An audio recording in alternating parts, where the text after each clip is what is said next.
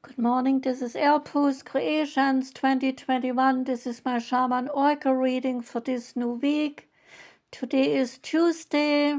I am a day late, sorry for that. And today I'm reading for Aries, Taurus, Gemini and Cancer.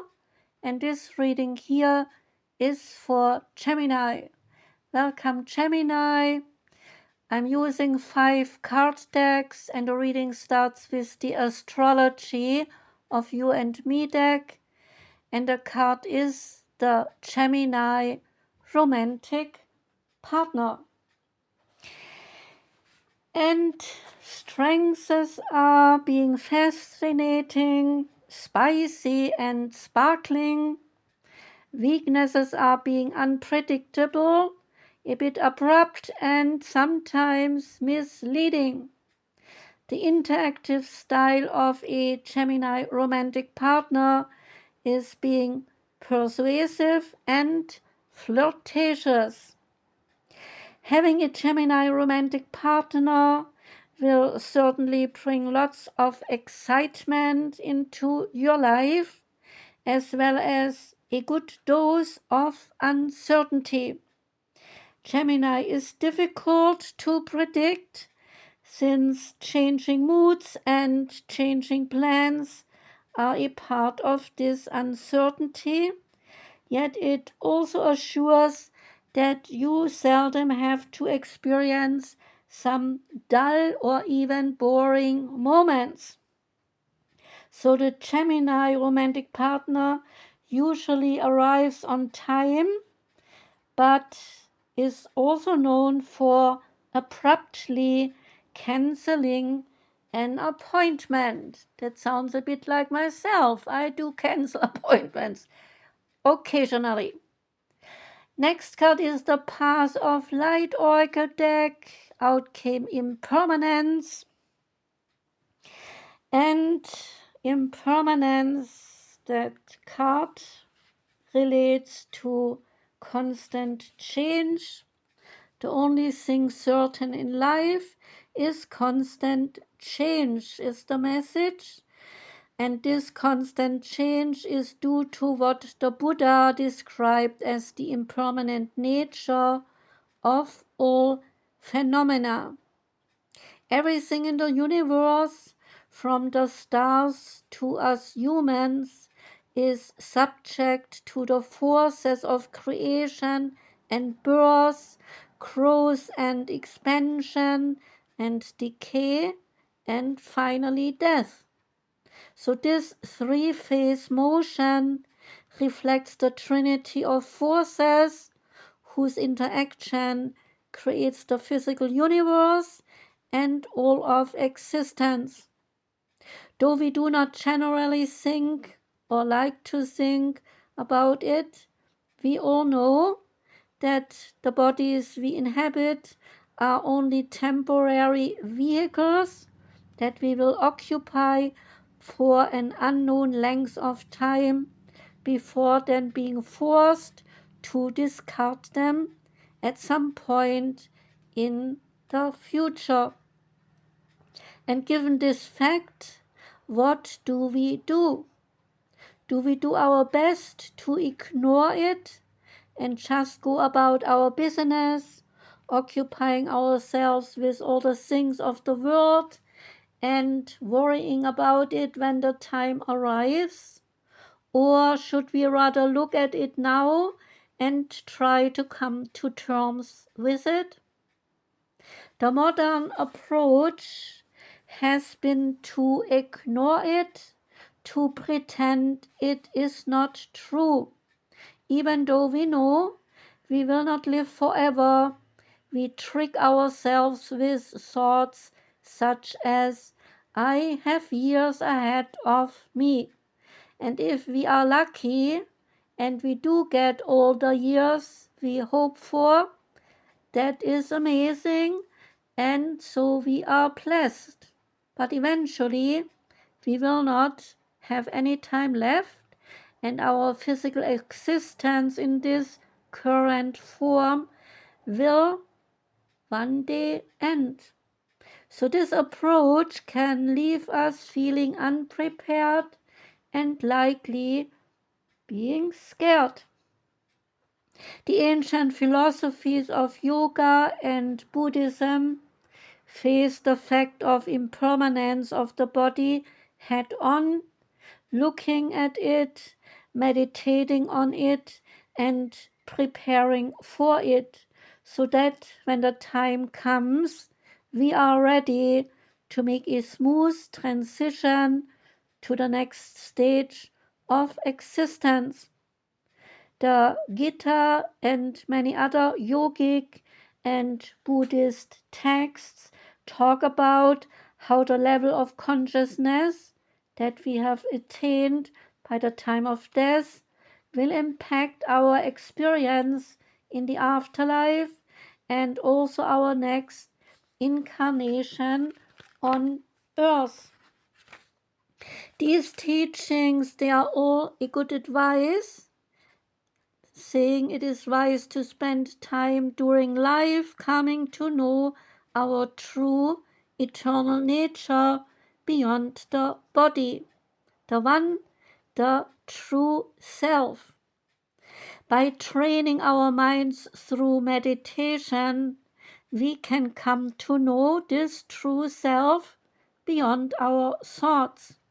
With practice, we will experience moments when consciousness ceases to move and we experience the oneness, the wholeness, the interbeing of all existence, and we encounter our infinite and eternal nature where there can be no fear of any kind. We often avoid thinking about our limited lifespan for fear of depressing ourselves. Interestingly, though, the opposite is true.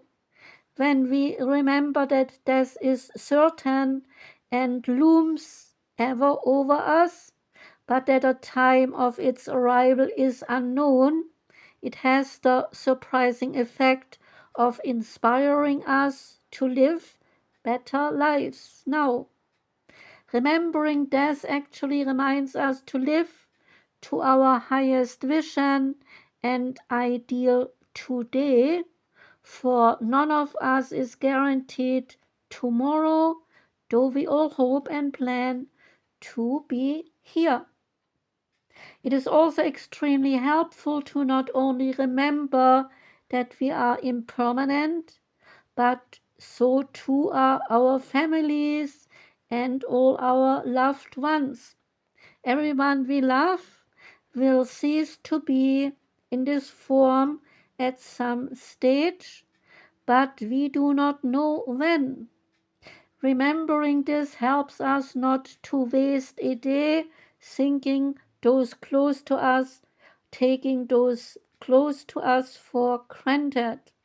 Remembering this helps us not to waste a day taking those close to us for granted. It also reminds us of what is important and to be kind, loving, and attentive to our family and our friends today. If we express our love to those close to us now, while they are here, we will not be overwhelmed by grief, for the deep pain of grief is tied to the regret of unexpressed love. These teachings encouraging us to be good to those we love now. So, integrating the remembrance of impermanence into your daily practice is of immense value. Upon waking, give thanks for another day and for getting another shot at life. Give thanks that your family is still here also and that they get another day. And resolve to give your best to your family, your life, and the whole world today, for that is all you have. By approaching life in this way each day, we live out our highest vision and so build an extraordinary life that is meaningful and fulfilling, while also preparing for when the transition onwards arrives. The next card is the Psychic Tarot card, and it is positive movement forward, saying that you are a true artisan, for you have the craft, the skills, the knowledge, the gifts, and the talents to assist you even more to advance in a positive direction.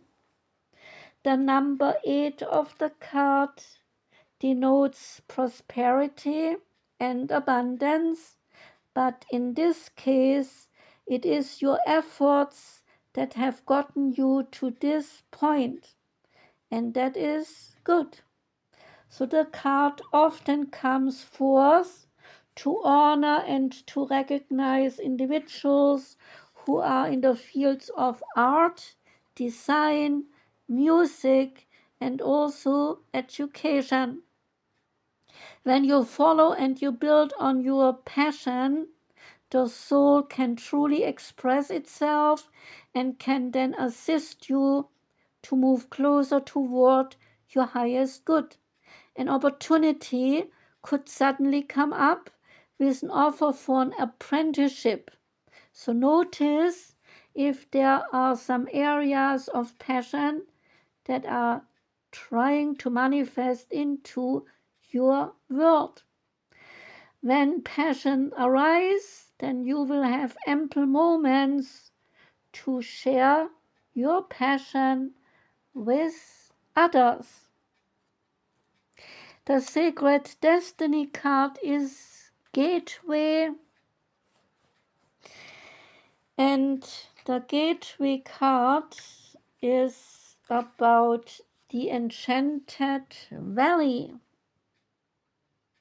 It talks about places on the planet where the veil between the physical realms and the mystical dimensions is especially thin. And these places, they are called portals or vortexes or spirit gateways. And in mythology, they are revered as places where things beyond ordinary reality can occur. So the mystics, the visionaries, and also the shamans, they can traverse this realm and the next through these places. In Celtic traditions, the wee folk, also known as the fairies and the elves, they easily move through these portals and they have access to these magical places. The Enchanted Valley is the place where these portals often appear. So the sacred landscape wants you to know that magic is afoot. Wondrous events, they are unfolding, and profound revelations and inner illuminations, they are close at hand.